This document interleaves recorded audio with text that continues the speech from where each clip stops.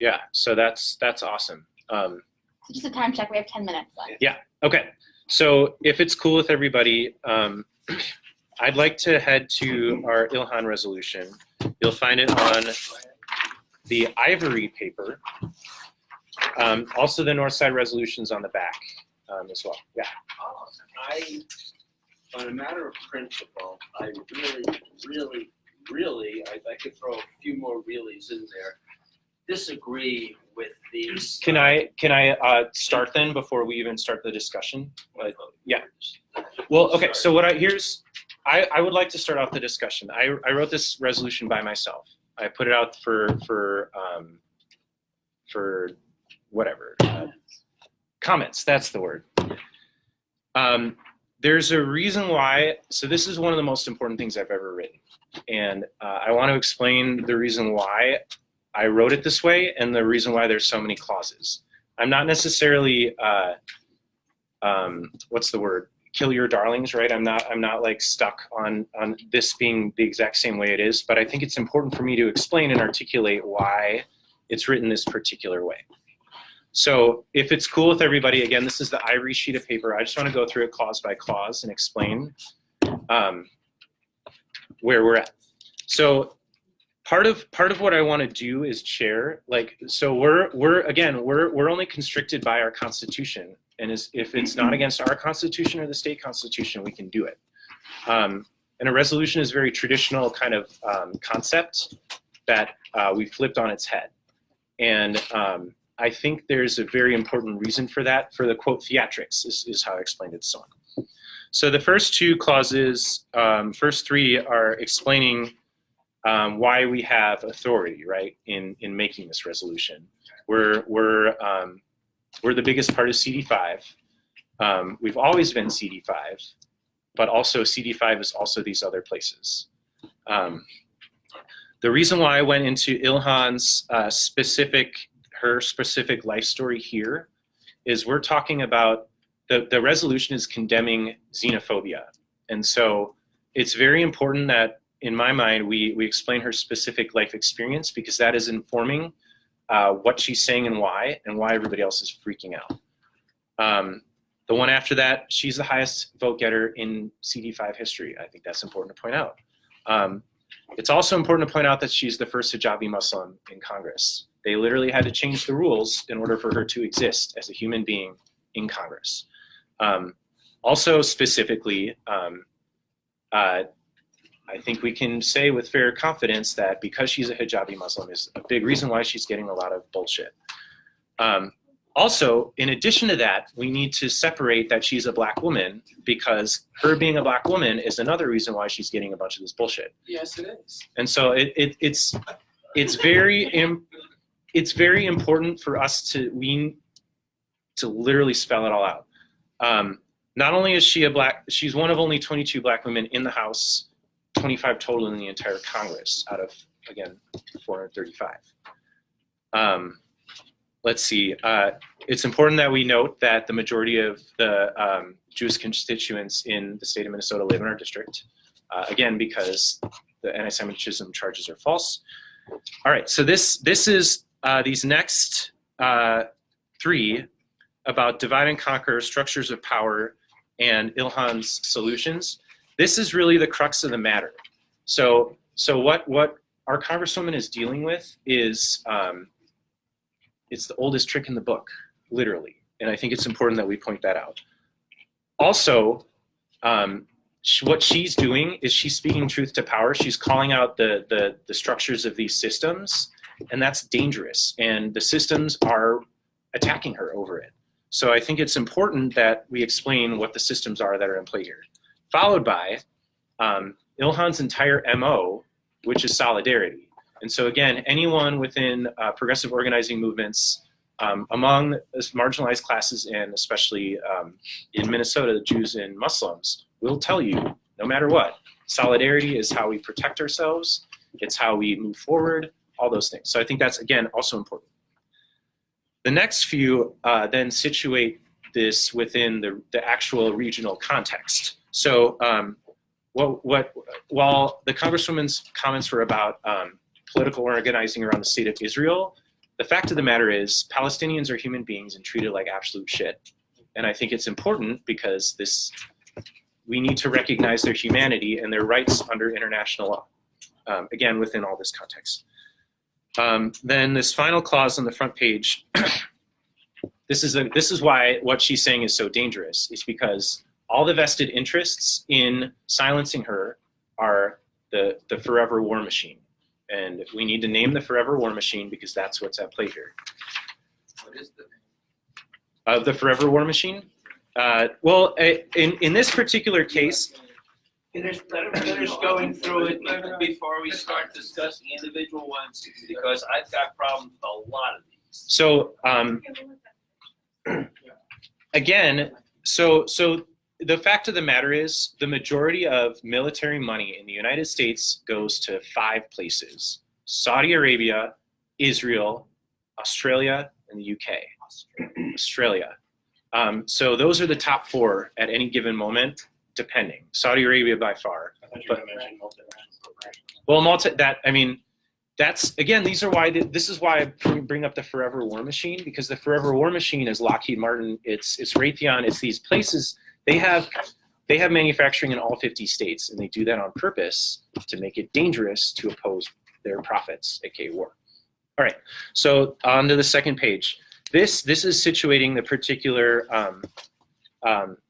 Israel-Palestine conflict, and specifically the reason why is we're then bringing up APAC, which is the net, which itself isn't a PAC but has several networks, and that's why that's written specifically that way.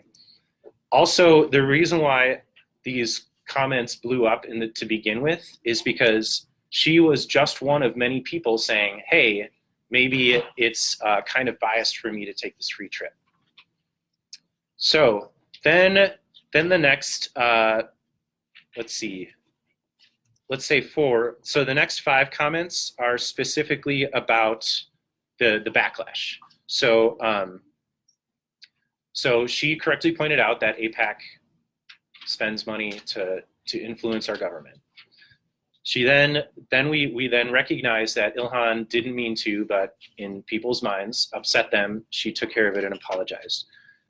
Following that, she continues to do the work of drawing light in politics. Important for us to explain why she's not stopping. After that, these next 2 are getting into the meat of it now. So the establishment is trying to shut her down for no good reason other than all the other reasons that we've explained. She's against the perpetual war machine. She's a hijabi Muslim. She's a black woman. All these other reasons, thereby proving her assertion's true. Then that other whereas, after that, like people are deliberately conflating anti-Semitism as a way to attack and silence her, again, thereby proving her assertion's true. And then these final ones properly situate this particular issue within the grand context of our absolute political disaster. One, that Betty McCollum is the most vocal opponent of the U.S.-Israel relationship in the Minnesota congressional delegation. 2, that the Congress member from the 1st District is an actual unapologetic anti-Semite. Who is that? Jim Hagedorn. We don't hear a goddamn word about him. Maybe because he's a white guy. I don't know. But again, it's something important for us to point out. 3rd, we need to correctly point out, too, that our president is literally a war criminal, that we should be ashamed, right, as Americans, that about our situation, right? And I think bringing up that shame, again, properly contextualizes where Ilhan's sort of whole thing sits within the reality of the situation. And then finally, of course, the planet is dying. Almost anything else is a distraction. Again, properly situating that. Now we're on to the actual whereases. Okay, so The results. the results. So Can we go through the whereases before we get to the resolves? Because I think they can stand separately in terms of discussion. sure. So I just want to finish real quick. I'm not kidding. This is the most important thing I've ever written, and there's very yeah. Okay. So I have a master's degree in human rights, essentially. So this is literally my wheelhouse, and so and I'm not bragging about that, but there's reasons why all these words were chosen this way. So the first resolve, we stand in solidarity. Obviously, I think we can agree with that. But more specifically, we're against those that seek to question her allegiance to the United States of America. That's a very specific, I think that gets at the meat of what we're fighting against. Obviously, I think it's fair to say that we as a party are proud of her representation, that we stand for freedom, peace, justice, and liberation. I think we can agree that she is brave, and crippling is the correct way to describe the pressure. Fostering strong relationships with and among constituents. This is also super important. If you think about who could conceivably be the most popular person in CD5 that Ilhan could run against, that's Margaret Anderson Kelleher. She didn't win. She's now the transportation secretary. Well, when you think about like who else has that, right? She's it, and that's decided. So I think it's important that. I think that we don't need to editorialize. I'd like to get to the end of this Yeah. But again, the idea, the point, Let's finish the rest of the resolution.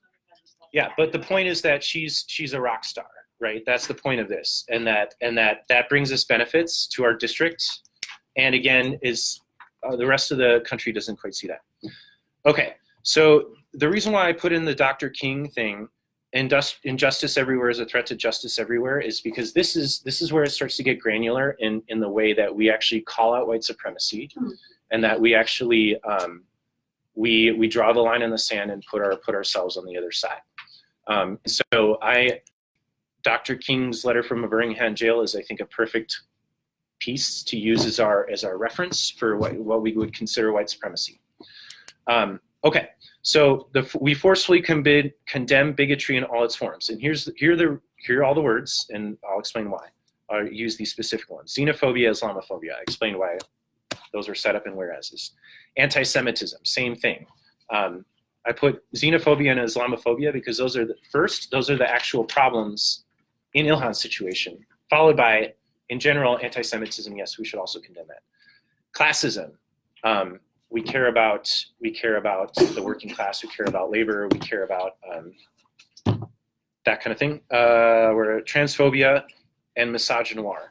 So transphobia obviously is self-explanatory. Misogynoir is a specific type of sexist racism against Black women. It's a specific word explaining a specific thing, which again, I believe we have laid out specific cause for. Okay, we won't tolerate any bigoted behavior under our Big Tent and take proactive steps. I think that's important. We're, as you can tell by tonight, we're doing proactive steps. Okay, so colorblind law and order martyrates. This is again where we're trying to specifically talk about white supremacy. So the biggest stumbling block to democratic access is people that do racist things but don't get it. And that's what white supremacy is. That's not understanding your privilege, that's all these things. And so I think that's important that we call that out, including all of the people that are just leveling charges of anti-Semitism without actually thinking critically of what's actually at stake here. There's certainly, I would say more than most, there's bad intentions, but at the same time, there's a lot of quote unquote colorblind people I think that are caught up in this vacuum. We'll use our power to remove any stumbling blocks, preventing equal access. Self-explanatory, kind of. We refuse to cower under threats of her life. I think that's important that we again situate this within the reality that she should not have her life threatened at all. We'll fiercely defend and protect her. And then this ruining the day they cross us. Let me explain why I put it there. And I'm not again married to this language, but here's why I put it there. You've got a quote in the New York Times from some person at AIPAC saying like they're gonna like wipe out Ilhan. Just like this coded language is very violent, very like a lot of erasure right in this language, and that other people are allowed to sort of get away with, that Ilhan would never be allowed to get away with. That again in this rue of the day like has raised a lot of alarms in people. But I think it's important that we match. We need to be the most forceful. This is the most forceful thing I think I've seen in her support. And I think it's important that we match that rhetoric, but not just that, but move beyond it and just kind of like let it stand on its own. So that's my treatise. That's why I think it's the most important thing I've ever read. That's why all the words are specifically chosen. I would just like to move to Motion to suspend limit. the rules to allow 1 minute per speaker. That's exactly what I was doing. And then can we limit? Seconded. Can we I'll also? object to that. It's not a debatable motion. We just vote on it. Yeah. So all in favor? Point of Aye. information, We're not sure. point of information, can that be construed to be 1 minute per whereases, per each whereas? Per Because person. but this is a very much of a kitchen sink item, and Yes. 1 minute is a problem for anybody who has problems with more than just one little point. So I'm going to say, so it's 1 minute per person total. We're already 5 minutes past our meeting time. Essentially, like, if you're going to have a problem with the way it is, you have a problem with the way it is. And so, Okay, and fine. and so that's, and so it's a minute per person. All right.